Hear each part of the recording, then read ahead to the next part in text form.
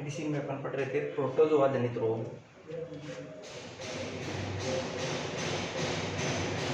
Protozoa जनित रोग। Protozoa जनित रोग में पिछले क्लास में अपन ने एनाप्लाज्मोसिस कंप्लीट किया था। पिछले क्लास में कौन सा कंप्लीट किया था? एनाप्लाज्मोसिस। नेक्स्ट अपन डिजीज देखते हैं थाइलेरियोसिस।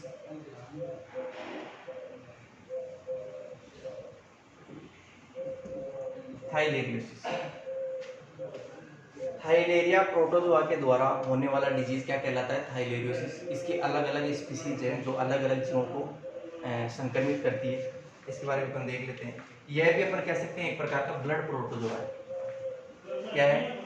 Blood protozoa.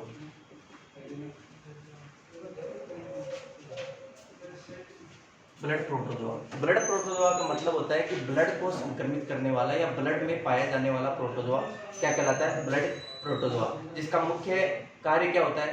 रक्त के अंदर जाके जो रक्त कणिकाएं हैं उनको नष्ट करना। रक्त के अंदर जाके रक्त कणिकाएं कौन कौन सी? जैसे कि WBC हो गई, इरिथ्रोसाइट, इसके अलावा RBC हो गई, WBC हो गई, इनको नष्ट करने का काम इसके द्वारा किया जाता है। इसका एक मुख्य लक्षण जो है वो आपको सबसे पहले याद रखना है कि मैंने आपको बताया था ये ब्लड प्रोटोजोआ है। ब्लड प्रोटोजोआ में पाई जाने वाली जो लिम्फोसाइट है, ब्लड के अंदर पाई जाने वाली लिम्फोसाइट कोशिकाएं, लिम्फोसाइट कोशिकाओं को सबसे ज्यादा प्रभावित करता है। थाइलेरियोसिस में थाइलेरिया जो है वो लिम्फोसाइट कोशिकाएं जो होती है उनको सबसे ज्यादा प्रभावित करता है। और लिम्फोसाइट कोशिकाएं कहाँ पाई जाती है? लसिका ग्रंथिकाओं में, लसिका ग्रंथियों में। लसिका ग्रंथियों में लिम्फोसाइट्स का निर्माण होता है। और जो थाइलेरिया जो है वो लिम्फोसाइट्स को ही प्रभावित करता है। तो इसका एक लक्षण यहाँ पे निकल के आता है कि जो इस रोग में जो लसिका ग्रंथिकाएं होती है उनका आकार बढ़ जाता है। इस रोग में लसिका ग्रंथिकाएं यानी लसिका ग्रंथिकाएं जो होती है उनका आकार बढ़ जाता है। लसिका ग्रंथिकाओं का आकार साइज में बढ़ जाता है।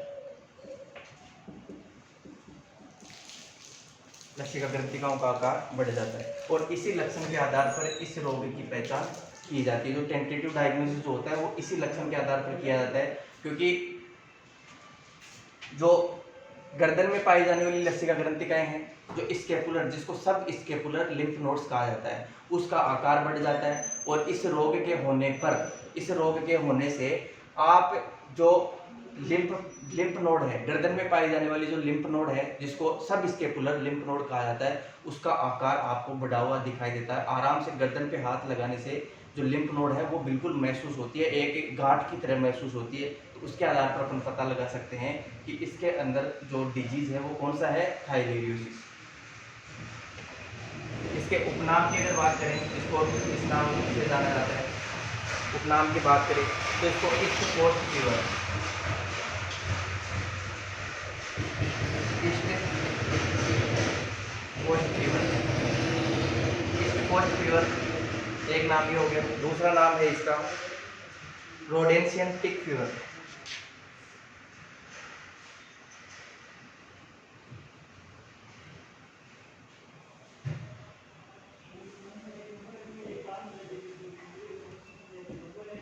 रोडेंशियन tick fever, Rhodesian tick fever, East Coast fever और रोडेंशियन टिक फीवर, ये दो प्रकार की इसके क्या हो गए? उपनाम हो गए। सही है। अब इसके मुख्य लक्षणों की अगर बात करते हैं तो हाई फीवर, मुख्य लक्षण हाई फीवर मतलब उच्च बुखार आना। इसके अलावा एनीमिया, पशु के अंदर रक्त की कमी। मैंने आपको बताया ब्लड प्रोटोजोआ है, रक्त में पाया जाता है, रक्त में पाया जाएगा तो RBC को भी नष्ट करेगा और इसके साथ साथ ये WBC को भी नष्ट करेगा। और इनको नष्ट करेगा तो जाहिर सी बात है शरीर के अंदर रक्त की कमी होगी और रक्त की कमी को क्या बोला जाता है? एनीमिया। नेक्स्ट आता है लसिका ग्रंथि का आकार बढ़ना। लसिका ग्रंथि का आकार, लसिका ग्रंथिकाओं का आकार बढ़ना, लसिका ग्रंथिकाओं का आकार बढ़ना, ये तीन प्रकार के इसके मुख्य लक्षण होंगे।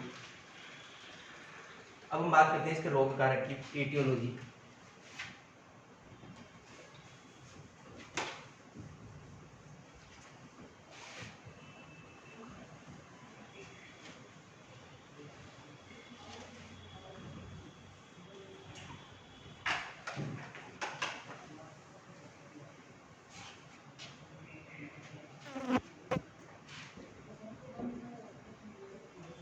इटियोलॉजी रोग कारक। रोग कारक यहाँ पे थाइलेरिया स्पीसीज इसका रोग कारक है। कौन सी स्पीसीज? थाइलेरिया, थाइलेरिया स्पीसीज। थाइलेरिया स्पीसीज इसके अंदर पाए जाने वाले अलग अलग जो इसके सदस्य हैं वो अलग अलग जीवों के अंदर रोग उत्पन्न करते हैं। केटल के अंदर, केटल में थाइलेरिया पारवा,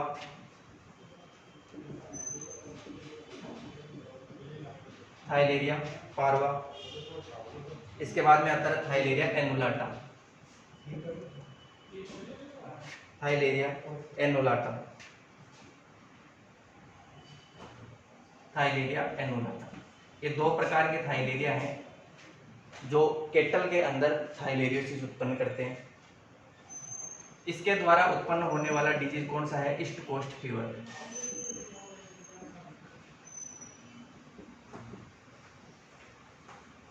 ईस्ट कोस्ट फीवर जो किसके द्वारा उत्पन्न किया जाता है? थाइलेरिया पारवा के द्वारा। एग्जाम में अगर कोई सा नाम पूछा जाए, जैसे कि नाम दिया गया है आपको रोग का ईस्ट कोस्ट फीवर, एग्जाम में पूछा गया है कि ईस्ट कोस्ट फीवर डिजीज है वो किसके द्वारा किया जाता है। अब आपको थाइलेरिया के अलग अलग ही थाइलेरिया के नाम दे दिए, तो आपको ध्यान रखना है कि थाइलेरिया पारवा के द्वारा उत्पन्न किया जाता है ईस्ट कोस्ट फीवर। थाइलेरिया एनुलाटा के द्वारा ट्रॉपिकल थाइलेरियोसिस, ट्रॉपिकल थाइलेरियोसिस। एनुलाटा के द्वारा, थाइलेरिया एनुलाटा के द्वारा ट्रॉपिकल थाइलेरियोसिस रोग उत्पन्न होता है। ये दोनों अलग अलग, इसमें कुछ लक्षण अलग हो सकते हैं, लेकिन ये दोनों किसके अंदर आते हैं? थाइलेरियोसिस डिजीज के अंदर ही आते हैं। ये दोनों रोग जो अपन कह सकते हैं थाइलेरियोसिस के ही दूसरे नाम है। एक तो ट्रॉपिकल थाइलेरियोसिस हो गया, एक हो गया ईस्ट कोस्ट फीवर। ये दोनों अलग अलग थाइलेरिया के स्पीसीज के अलग अलग सदस्यों के द्वारा उत्पन्न किए जाते हैं। इसको बोवाइन ट्रॉपिकल थाइलेरियोसिस भी कहा जाता है। Bovine tropical theileriosis, bovine tropical theileriosis इसको कहा जाता है। नेक्स्ट अपन बात करते हैं सीप और गोट में। भेड़ और बकरी में कौन कौन से हैं? इसके अंदर थाइलेरिया हिरची,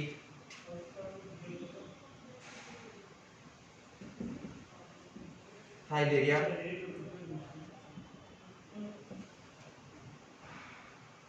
हिरकी। इसके बाद में नेक्स्ट आता है थाइलेरिया ओविस,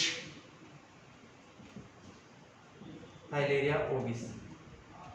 थाइलेरिया हिरकी द्वारा, हिरकी द्वारा कौन सा रोग उत्पन्न होता है? Malignant ovine theileriosis.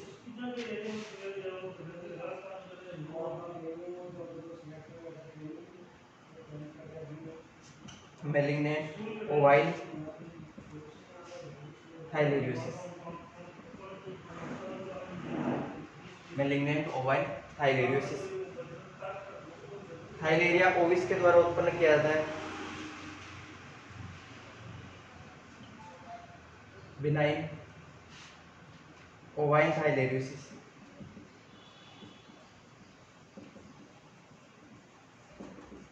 Benign ovine theileriosis. ये दो प्रकार के हैं जो सीप और गोट में उत्पन्न किए जाते हैं। ये आपको अलग से नाम ध्यान रखना है कि थाइलेरिया हिरकी द्वारा कौन सा डिजीज उत्पन्न किया जाता है, थाइलेरिया ओविस द्वारा कौन सा डिजीज उत्पन्न किया जाता है।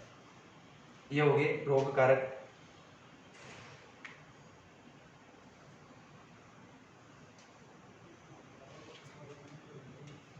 इसको थाइलेरिया को अपन इंट्रा इरिथ्रोसाइटिक ब्लड प्रोटोजोआ भी कह सकते हैं। Intra erythrocytic blood protozoa.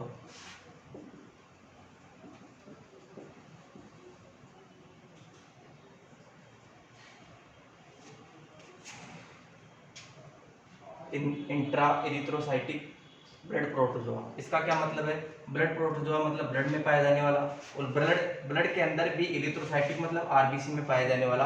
RBC के अंदर भी ये पाया जा सकता है। अपन ने यहाँ पे ऑब्लिगेट नहीं लगाया क्योंकि ये आवश्यक नहीं है कि ये केवल आरबीसी के अंदर ही उपस्थित हो, ये डब्ल्यूबीसी के अंदर भी उपस्थित हो सकता है। पिछली क्लास में अपन ने एनाप्लाज्मोसिस डिजीज पढ़ा था, उसमें मैंने यहाँ पे बताया था कि obligate intra erythrocytic blood protozoa. Obligate का मतलब है कि ये आवश्यक रूप से आरबीसी के अंदर ही पाया जाएगा। वो कौन सा है? एनाप्लाज्मोसिस, सही है। लेकिन थाइलेरियोसिस की अगर बात आती है तो यहाँ पे ओब्लिगेट नहीं लगाया जाता, क्योंकि ये आवश्यक रूप से इसके अंदर नहीं पाया जाता, ये इसके अलावा डब्ल्यूबीसी में भी पाया जा सकता है। तो ये क्या होगी इसकी इटियोलॉजी।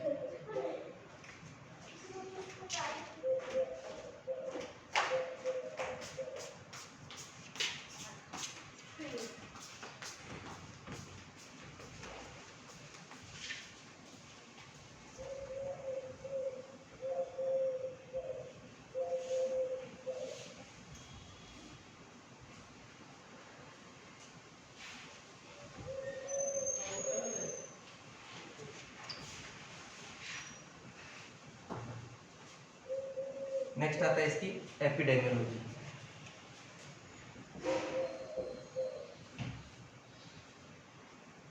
इसका फैलाव किस प्रकार होता है? इसका फैलाव इस प्रकार होता है एपिडेमियोलॉजी। सबसे पहले तो अपन बात करते हैं इसका फैलाव जो होता है वो टिक्स के द्वारा होता है। टिक्स को, जिसको अपन नॉर्मली भाषा में चिचड़े कहा जाता है। आप सब लोगों ने देखे होंगे गांव में जिनके गाय भैंस है उन लोगों ने चिचड़े देखे होंगे, जिसमें चिचड़े जो ब्लड सकिंग पैरासाइट जिनको बोला जाता है, ब्लड सकिंग पैरासाइट।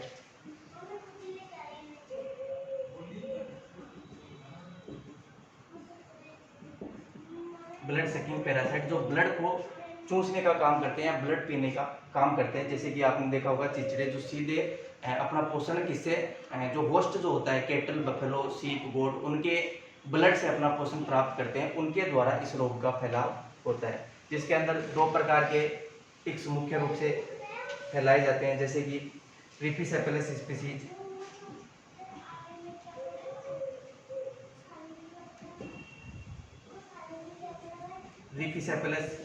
रिफिसेफेलस स्पीसीज और इसके अलावा हाइलोमा स्पीसीज।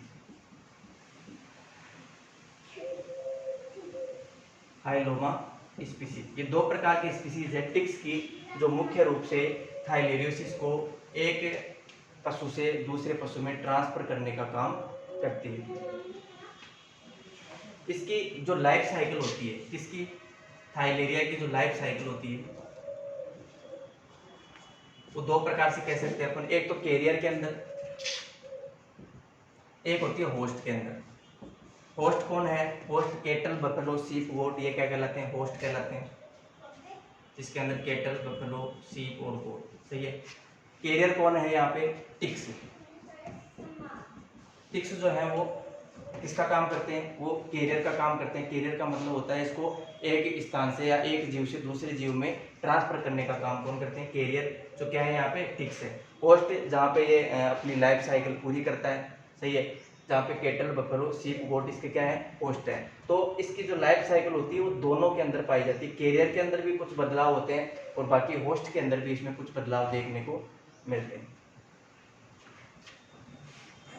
इस प्रकार के ट्रांसमिशन को क्या बोला जाता है? जैसे कि यहाँ पे टिक्स जो है वो किसी संक्रमित पशु से इस थाइलेरिया को लेते हैं और फिर जब स्वस्थ पशु को काटते हैं ये, तो ये जो थाइलेरिया है स्वस्थ पशु में चला जाता है। इस प्रकार के ट्रांसमिशन को क्या बोला जाता है? ये भी आपको ध्यान रखना है।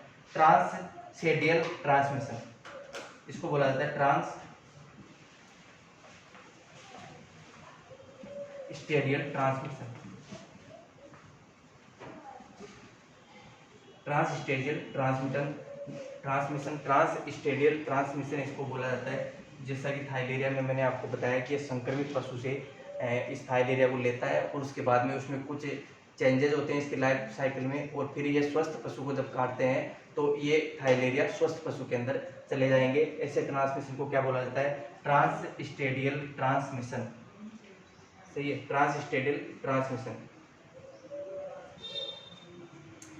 इसके अलावा यह जो रोग है ये गर्मी और बरसात के दिनों में ज़्यादा होता है। गर्मी और बरसात का जो मौसम होता है उसके अंदर सबसे ज़्यादा होता है, क्योंकि इन मौसमों के अंदर ये जो टिक्स हैं वो सबसे ज़्यादा फैलते हैं। टिक्स का सबसे ज़्यादा जो प्रजनन का क्रिया होती है वो गर्मी और बरसात के मौसम के अंदर होता है। इसीलिए इस रोग का जो फैलाव होता है, थाइलेरियोसिस का फैलाव, ये बरसात और गर्मी के दिनों में ज़्यादा देखने को मिलता है। इसके अलावा जो यंग एनिमल है, युवा पशु, इसके अलावा एक्जोटिक ब्रीड यानी कि विदेशी नस्लें, पशु की विदेशी नस्लें, और इसके अलावा संकर नस्ल जो दो अलग अलग प्रकार की ब्रीड से संकरण के द्वारा प्राप्त की जाती है, उनको संकर ब्रीड कहा जाता है। इन 3 प्रकार की जो ब्रीड है उनमें सबसे ज़्यादा देखने को मिलता है। सबसे पहले तो युवा पशु यानी कि यंग एनिमल, सही है। इसके बाद में जो विदेशी नस्लें जो होती है, जैसे कि अपन केटल की बात करें तो केटल के अंदर जर्सी, होलिस्टन फिशर, इसमें ये सबसे ज़्यादा होता है। इसके बाद में जो संकर नस्ल है उनके अंदर भी ये डिजीज मुख्यतः देखने को मिलते हैं। देसी नस्लें जो होती है वो इस थाइलेरियोसिस के द्वारा थोड़ी बहुत रेजिस्टेंस होती है, यानी कि इनमें ज़्यादा मात्रा में ये रोग नहीं होता है। तो ये हो गई इसकी एपिडेमियोलॉजी।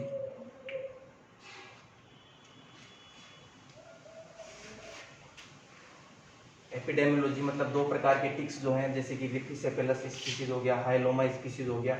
ये टिक्स की जो स्पीसीज है ये मुख्यतः इस रोग को फैलाने में योगदान करती है, और ये अपन कह सकते हैं कैरियर का काम करती है। कैरियर का मतलब होता है कि एक पशु से दूसरे पशु में इस रोग का ट्रांसमिशन करने का काम करती है। इस ट्रांसमिशन को क्या बोला जाता है? ट्रांसस्टेडियल ट्रांसमिशन। क्या बोला जाता है इसको? ट्रांसस्टेडियल ट्रांसमिशन। एग्जाम में क्वेश्चन आता है कि ट्रांसस्टेडियल ट्रांसमिशन कौन से रोग में पाया जाता है, तो ये आपको ध्यान रखना है, थाइलेरियोसिस में पाया जाता है। क्योंकि इसमें आपने ऐसा जो है वो एनाप्लाज्मोसिस में भी आपने देखा था कि जो टिक्स के द्वारा ये स्थानांतरित होता है, लेकिन उसमें मैंने आपको बताया था इसमें और उसमें अंतर क्या है। उसके अंदर टिक्स के अंदर किसी प्रकार का कोई डेवलपमेंट नहीं था, एनाप्लाज्मोसिस का टिक्स के अंदर किसी प्रकार का डेवलपमेंट नहीं था, लेकिन थाइलेरियोसिस के अंदर टिक्स के अंदर भी कुछ प्रकार का डेवलपमेंट होता है। वो अपन आगे देखेंगे कि किस प्रकार का डेवलपमेंट यहाँ पे देखने को मिलता है। इसके अलावा गर्मी और बरसात के दिनों में ये सबसे ज़्यादा होता है, और युवा पशु, विदेशी नस्ल के जो पशु हैं वो इसके द्वारा सबसे ज़्यादा संक्रमित होते हैं।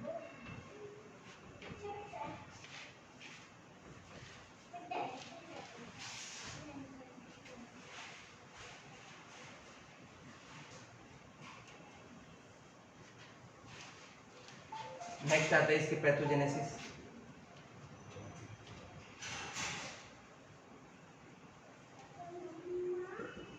रोगजनक।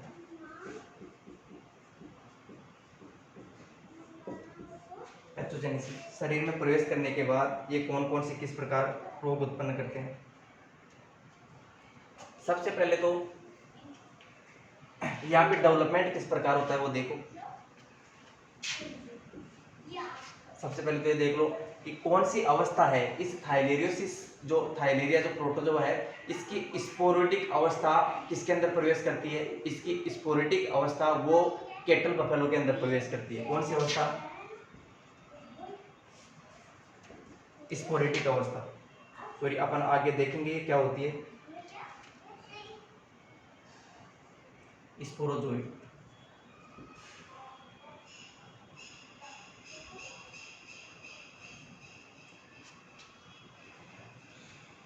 स्पोरोजोइड अवस्था, यह स्पोरोजोइड अवस्था है, स्टेज है, यह पशु में प्रवेश कर सकती है, पशु में प्रवेश करती है, पशु में प्रवेश करती है। किसके द्वारा? टिक्स के द्वारा। टिक्स के द्वारा पशु के अंदर प्रवेश करती है। कौन सी अवस्था? स्पोरोजोइड अवस्था। तो एग्जाम में ये क्वेश्चन पूछा जाता है कि थाइलेरिया की कौन सी अवस्था है जो संक्रमण उत्पन्न करती है। ऐसी कौन सी अवस्था है थाइलेरिया की जो पशु के अंदर संक्रमण उत्पन्न करती है, या अपन कह सकते हैं कि वो इन्फेक्टिव स्टेज जिसको बोला जाता है। मतलब ये जो स्पोरोजोइड अवस्था है ये इन्फेक्टिव स्टेज कहलाती है। इन्फेक्टिव स्टेज मतलब संक्रमण उत्पन्न करने वाली अवस्था कौन सी है? स्पोरोजोइड अवस्था। ये चीज आपको ध्यान रखनी है, एग्जाम में पूछ लिया जाता है कई बार कि थाइलेरियोसिस में कौन सी ऐसी अवस्था है जो प्रोटोजोआ की जो इन्फेक्टिव स्टेज या संक्रमण अवस्था कहलाती है, जो पशु के अंदर संक्रमण उत्पन्न करती है। कौन सी है? स्पोरोजोइड अवस्था। अब ये शरीर में प्रवेश कर गई। शरीर में प्रवेश करने के बाद टिक्स के द्वारा शरीर में प्रवेश करती है, टिक्स इसको फैलाने का काम करती है। अब ये स्पोरोजोइड जो है वो लिम्फोसाइट और मोनोसाइट में प्रवेश करते हैं। लिम्फोसाइट व मोनोसाइट में प्रवेश।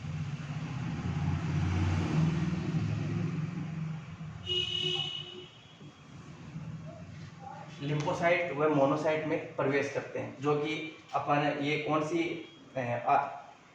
सेल है रक्त की, जो ब्लड कोशिकाएं WBC कौन सी, जिसके अंदर एक तो होती है WBC कितने प्रकार की होती है, WBC 2 प्रकार की होती है।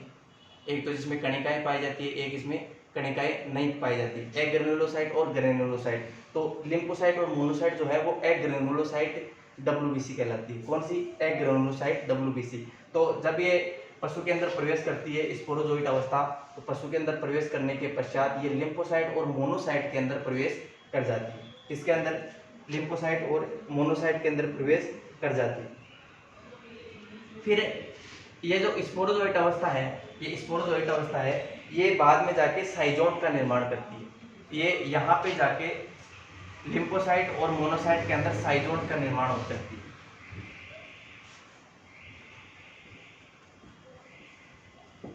स्पोरोजोइट अवस्था साइजोन का निर्माण करती है।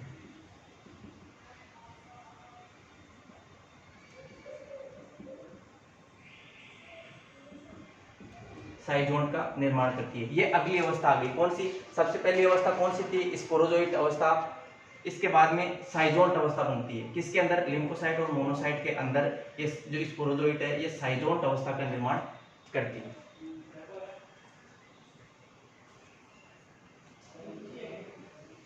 तथा इसके बाद में ये लसिका ग्रंथिकाओं में चली जाती है। किसके अंदर? लसिका ग्रंथिकाओं में।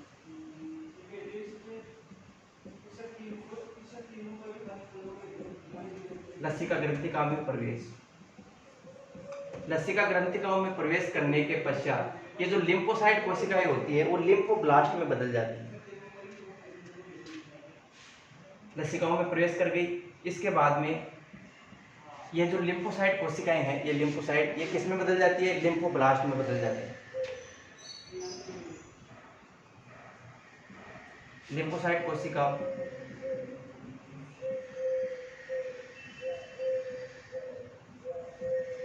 लिम्फोब्लास्ट में बदल जाती है।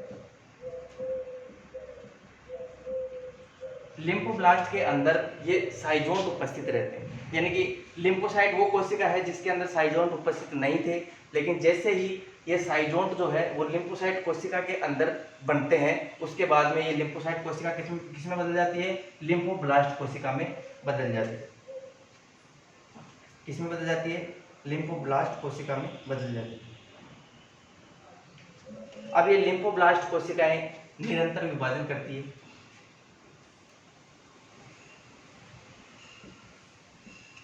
लिम्फोब्लास्ट कोशिकाएं निरंतर विभाजन करती रहती है।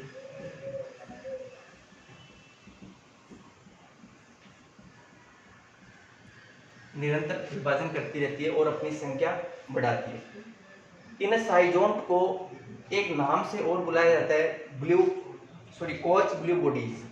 इन साइजोंट का नाम क्या है? साइजोंट को एक दूसरे नाम से और बुलाया जाता है coach blue bodies. Coach blue bodies. Coach blue bodies. एक कोच नाम का वैज्ञानिक था जिसने सबसे पहले इन साइजोंट के बारे में बताया था, इसलिए इनका नाम क्या पड़ा? और ये ब्लू कलर की थी इसलिए इनका नाम पड़ा कोच ब्लू बॉडीज, यानी कि कोच के द्वारा दिखाई जाने वाली ब्लू यानी कि नीले प्रकार की, जो एक प्रकार की काय कह सकते हैं, नीला काय, यानी कि कोच ब्लू बॉडीज इनको नाम से बोला जाता है। अब एग्जाम में कई बार ये क्वेश्चन, बहुत बार ये क्वेश्चन पूछा गया है कि कोच ब्लू बॉडीज जो है वो किसके अंदर, किस रोग के अंदर उपस्थित होती है? कोच ब्लू बॉडीज कौन से रोग में उपस्थित होती है?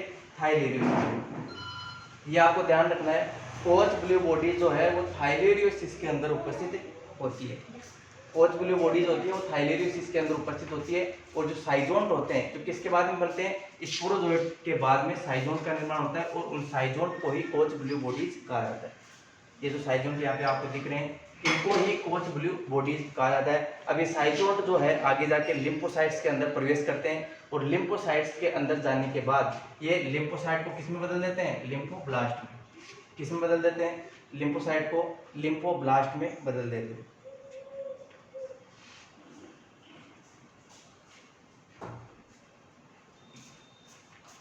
अब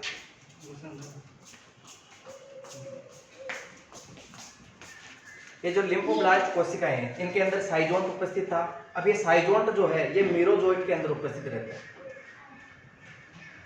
ये साइजोन्ट जो है, जैसे कि यहाँ पे मैंने आपको बताया, ये मीरोजोइट साइजोन्ट जो है वो किस में बदल जाते हैं, साइजोन्ट आगे जाके मीरोजोइट्स का निर्माण करते हैं।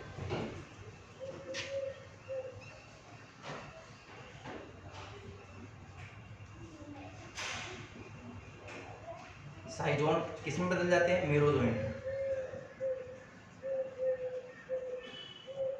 मीरोजोइट्स। ये साइजोन्ट जो है किसमें बदल जाते हैं, मीरोजोइट में। अब ये मीरोजोइट जो है वो लिम्फ कोशिका या जो लिम्फोब्लास्ट है इससे बाहर निकल जाते हैं।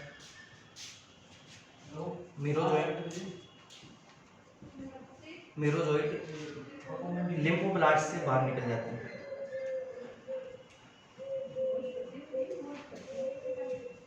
लिम्फोब्लास्ट से बाहर आ जाते हैं।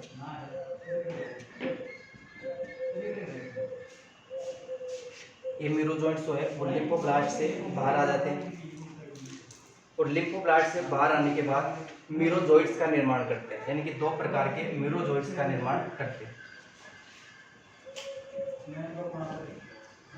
मीरोजोइट्स का निर्माण। अभी मीरोजोइट्स जो हैं ये दो प्रकार के होते हैं, एक तो माइक्रो मीरोजोइट्स और एक होते हैं मैक्रो।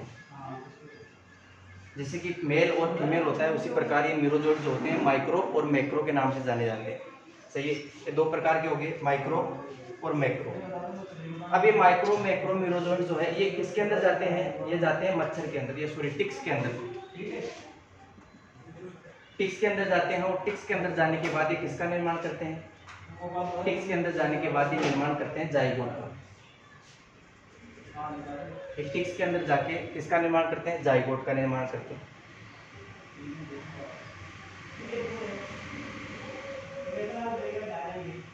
यहाँ पे मैंने आपको बताया मीरोजोइट लिम्फोब्लास्ट से बाहर निकल जाते हैं। इसके बाद में ये जो है ये इरिथ्रोसाइट को भी यानी कि आरबीसीज को भी संक्रमित करते हैं। आरबीसीज को संक्रमित करते हैं, आरबीसीज को भी ये संक्रमित करते हैं। किसको संक्रमित करते हैं, आरबीसीज को संक्रमित करते हैं। अब यहाँ पे जो टिक्स के अंदर ये जाइगोट चले गए, ये जाइगोट जो है ये आगे जाके ओकाइनेट का निर्माण करते हैं। ये जाइगोट किसका निर्माण करते हैं, ठीक है सर, ओकाइनेट का निर्माण करते हैं, ठीक है सर। और इस ओकाइनेट में, ओकाइनेट से किसका निर्माण होता है, इससे होता है स्पोरोब्लास्ट का निर्माण। स्पोरोब्लास्ट का निर्माण होता है। ये सारे किसके अंदर हो रहे हैं, ये टिक्स के अंदर हो रहे हैं, चिचड़ों के अंदर ये हो रहे हैं। इसके बाद में स्पोरोब्लास्ट से क्या बनता है, स्पोरोजोइट का निर्माण होता है। स्पोरोजोइट का निर्माण होता है। अब ये स्पोरोजोइट जो है वो संक्रमित अवस्था है और ये किसके अंदर जाएगी, फिर ये कैटल के अंदर, बफेलो के अंदर जाएगी और फिर उसको वापस यही क्रिया वापस चलेगी। इस प्रकार होता है। स्पोरोजोइट यहाँ पे प्रवेश करा था और ये मच्छर के अंदर स्पोरोजोइट बनता है और मच्छर से ये प्रवेश करा था। ये स्पोरोजोइट अवस्था मच्छर के द्वारा ही पशु के अंदर आई थी और ये लास्ट में कहाँ, मच्छर के अंदर इसका निर्माण होता है। दोबारा समझो, स्पोरोजोइट अवस्था स्पोरोजोइट अवस्था टिक्स के द्वारा पशु के अंदर प्रवेश करती है। इसके बाद में किस में जाती है, लिम्फोसाइट और मोनोसाइट में प्रवेश करती है और लिम्फोसाइट और मोनोसाइट में जाने के बाद स्पोरोजोइट अवस्था जो है वो साइजोन्ट में बदल जाती है। स्पोरोजोइट अवस्था है ये किस में बदल जाती है, साइजोन्ट में बदल जाती है। साइजोन्ट में बदलने के बाद ये साइजोन्ट जो है ये लसिका ग्रंथिकाओं में प्रवेश कर जाते हैं और लसिका ग्रंथिकाओं में प्रवेश करने के बाद लसिका ग्रंथिका में क्या पाई जाती है, लिम्फोसाइट। लिम्फोसाइट कोशिकाएं, इन लिम्फोसाइट में जाने के बाद ये इन लिम्फोसाइट कोशिकाओं को लिम्फोब्लास्ट में बदल देते हैं। कौन, साइजोन्ट। साइजोन्ट जो है लिम्फोसाइट कोशिकाओं को लिम्फोब्लास्ट में बदल देते हैं। अब ये लिम्फोब्लास्ट कोशिकाएं अपना विभाजन करती रहती है, संख्या बढ़ाती रहती है और पूरी लिम्फ कोशिकाओं के अंदर जो लिम्फ ग्लैंड है उनके अंदर ये फैल जाती है। इसके बाद में ये साइजोन्ट जो है ये मेरोजोइट्स का निर्माण करते हैं। ये साइजोन्ट आगे जाके किसका निर्माण करते हैं? मेरोजोइट्स का निर्माण करते हैं। ये मेरोजोइट्स जो है ये लिम्फोब्लास्ट से बाहर निकल जाते हैं। ये लिम्फोब्लास्ट से बाहर निकल जाते हैं और लिम्फोब्लास्ट से बाहर निकलने के बाद ये आरबीसी जो है इरिथ्रोसाइट कोशिकाएं हैं उनको भी संक्रमित करते हैं। इसके बाद में ये मेरोजोइट्स जो है वो आगे जाके माइक्रो और मैक्रो दो प्रकार के युग्मकों में बदल जाते हैं। इसके बाद में ये टिक्स में चले जाएंगे। टिक्स में जाने के बाद ये जाइगोट का निर्माण करेंगे। इससे ऊकाइनेट का निर्माण होगा। ऊकाइनेट से फिर स्पोरोब्लास्ट बनेगा और स्पोरोब्लास्ट से स्पोरोजोइट का निर्माण होगा। तो ये इसकी लाइफ साइकिल भी आ गई और ये इसका पैथोजेनेसिस भी आ गया। ये अपना मतलब जीवित रहने के लिए ये जो थाइलेरिया है ये जीवित रहने के लिए पशु को नुकसान भी पहुंचाते हैं। पशु की कोशिकाओं को नष्ट करते रहते हैं और पशु को नुकसान भी पहुंचाते हैं। तो इस प्रकार इसकी ये स्टेज हो गई। सही है।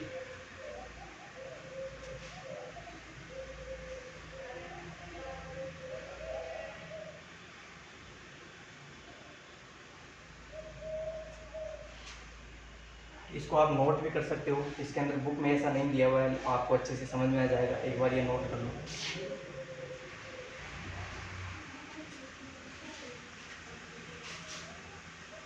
कोच ब्लू बॉडीज किस में पाई जाती है? थाइलेरियोसिस में। ध्यान रखना ये इसका एक मुख्य लक्षण है। कोच ब्लू बॉडीज का पाया जाना।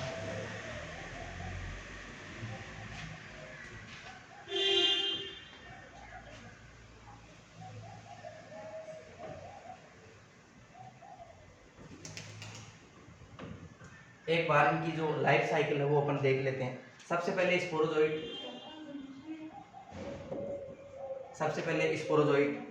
उसके बाद में ये किस में प्रवेश कर गया? काऊ मान लें, काऊ के अंदर प्रवेश कर गया। काऊ में प्रवेश करने के पश्चात ये किस में बदल जाते हैं? साइजोन्ट्स में बदल जाते हैं। किस में बदल जाते हैं? साइजोन्ट्स में बदल जाते हैं। साइजोन्ट के बाद में मेरोजोइट्स। ये मेरोजोइट्स जो हैं ये जो संक्रमित अवस्था कौन सी हो गई? स्पोरोजोइट हो गई। अब इसके अंदर साइजोन्ट जो है ये स्पोरोजोइट और साइजोन्ट और मेरोजोइट ये किस में पाए जाते हैं? कैटल के अंदर भी पाए जाते हैं। इसके अलावा साइजोन्ट केवल कैटल में पाया जाता है, स्पोरोजोइट कैटल में भी पाया जाता है और टिक्स के अंदर भी पाया जाता है। अब ये मेरोजोइट्स जो है ये दो प्रकार के मेरोजोइट्स बढ़ते हैं, एक तो मैक्रो और माइक्रो। ये किस में चले जाते हैं? ये मच्छर में चले जाते हैं। टिक्स में चले जाते हैं। टिक्स में ये प्रवेश कर जाते हैं। टिक्स में प्रवेश करके इसके बाद में ये दोनों मिलकर किसका निर्माण करेंगे? जाइगोट का निर्माण कर दिया। अब जाइगोट से क्या बनता है? ऊकाइनेट। जाइगोट से क्या बनता है? ऊकाइनेट। ऊकाइनेट से स्पोरोब्लास्ट से स्पोरोजोइट।